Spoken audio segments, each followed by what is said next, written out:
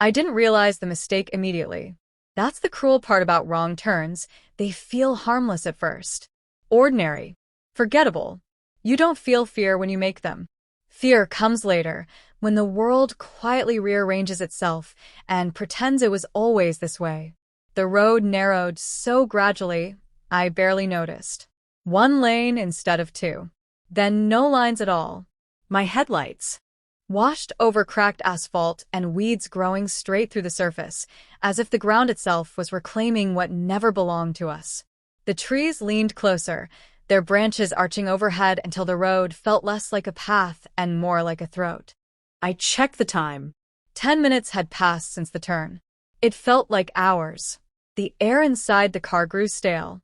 Too still. Even the engine sounded wrong. Muffled, like it was running underwater. I cracked the window, expecting the cool rush of night air, but what drifted in was warm and damp, carrying a faint metallic smell that made my stomach tighten. No insects. No wind. No distant traffic. Just silence. That's when I noticed the road behind me had gone unnaturally dark, as if my headlights refused to illuminate it properly.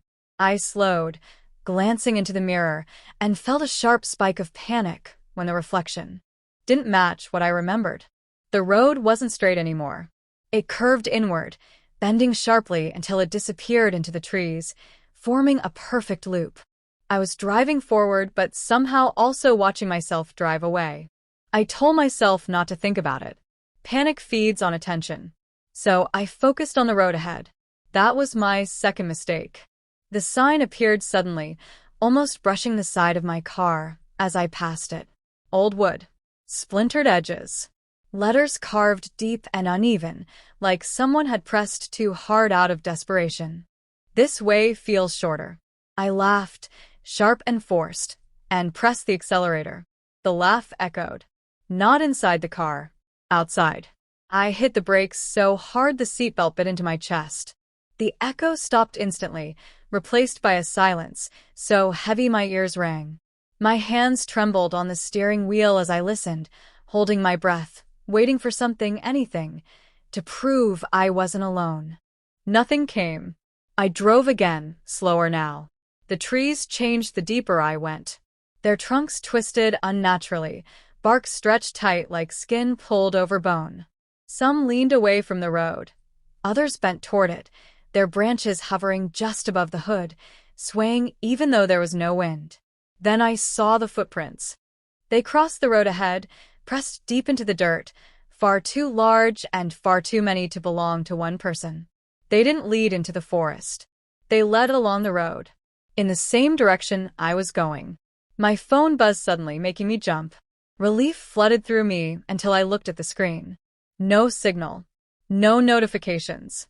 Just a single text message preview with no sender. You missed it. My hands went cold. I didn't open the message. I didn't need to. The meaning crawled into my thoughts on its own, unwelcome and heavy. Missed what? The turn? The warning? The chance to go back? The road dipped sharply, pulling me downhill into darkness, so thick my headlights seemed to dissolve inside it. At the bottom, the forest opened into a clearing filled with shapes that took too long to make sense of. Cars. Dozens of them. Some crushed. Some burned. Some pristine, as if parked and forgotten. They were scattered haphazardly, doors hanging open, trunks wide, belongings still inside. Suitcases. Children's toys. Phones plugged into chargers that led nowhere. I parked without realizing I'd decided to. The engine shut off by itself. When I stepped out, the silence pressed in from all sides. The ground beneath my feet wasn't dirt anymore. It was packed smooth, worn down by countless footsteps pacing in tight circles. That's when I noticed the scratches. Every surface of every car was marked.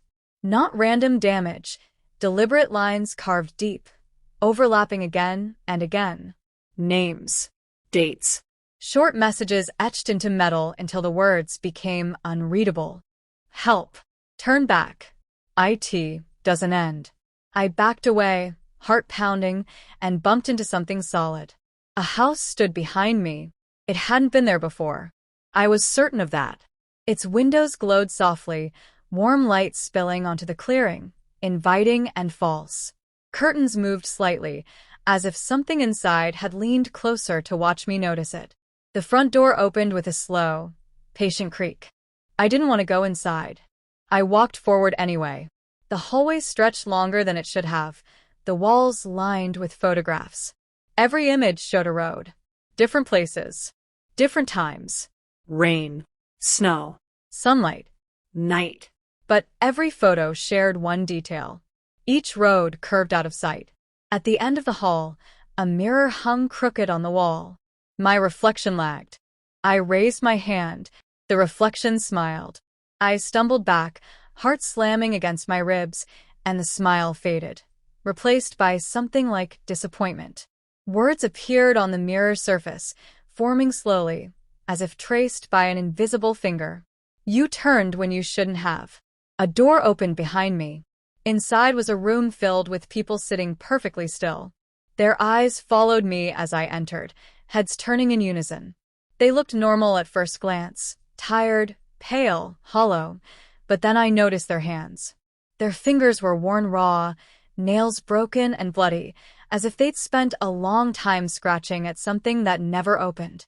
A man nearest to me whispered, without moving his lips, "We're waiting for our turn back." "How long?" I asked, though I didn't know why. He blinked once. "Longer than you think." The lights flickered. The house shuddered, like something enormous shifting beneath it. Suddenly, I was outside again, standing by my car, the clearing empty and silent. The house was gone. The other vehicles were gone. The forest stood untouched, innocent, unchanged. My car started immediately. I drove until dawn, until the road widened, until traffic appeared, until reality felt solid again.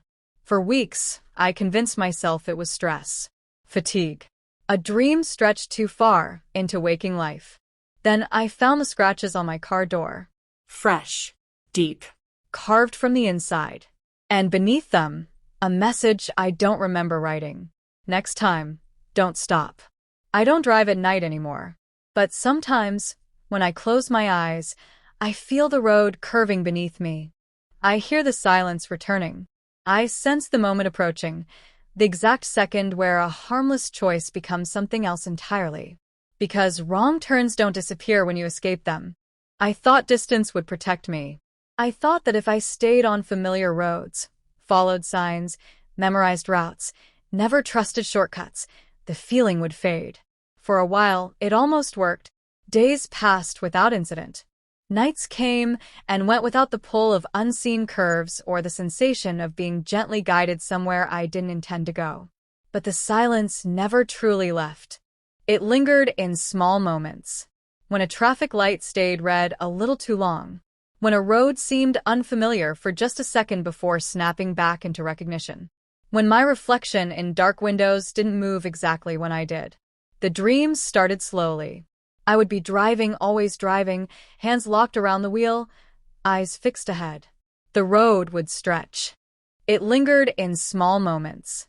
When a traffic light stayed red a little too long. When a road seemed unfamiliar for just a second before snapping back into recognition. When my reflection in dark windows didn't move exactly when I did. The dreams started slowly. I would be driving, always driving, hands locked around the wheel, eyes fixed ahead. The road would stretch. I began waking up with dirt under my fingernails. Once, there were faint lines etched into my palm, as if I had been gripping something rough for a very long time. I stopped sleeping in my bedroom after I found my shoes by the front door, muddy and neatly placed side by side. The worst part wasn't fear anymore. It was recognition. One evening, while driving home before sunset, I saw a familiar sign ahead. Same font. Same worn wood. Same shallow carving marks. My chest tightened as I slowed down, heart hammering, already knowing what it would say before I was close enough to read it. This way feels shorter. It stood on a road I knew didn't exist yesterday. I didn't take the turn. I drove past it, staring straight ahead, refusing to acknowledge the pull in my chest, the subtle pressure behind my eyes urging me to reconsider. The moment passed. The road continued normally. Houses appeared. Street lights flickered on. I laughed shakily, relief washing over me. That was when my phone buzzed. A message from an unknown number. "You're learning." Another followed immediately. But learning takes repetition. That night, I heard a car outside my house long after midnight. An engine idling softly, patiently. I didn't look out the window. I didn't need to. I knew that if I did, I would see my own car parked at the curb, headlights off, door slightly open, waiting. The next morning, tire tracks circled my driveway. They didn't lead anywhere. They just went around and around, pressed deep into the ground, as if someone had been practicing leaving. I understand now that wrong turns aren't accidents. They are tests of attention, of curiosity, of exhaustion. They wait for moments when you're tired, distracted, confident. When you trust the road more than yourself. And someday, maybe not tonight, maybe not tomorrow, I will miss a turn again. Not because I want to, but because the road will bend so gently, so reasonably, that it won't feel like a mistake at all. It will feel like going home.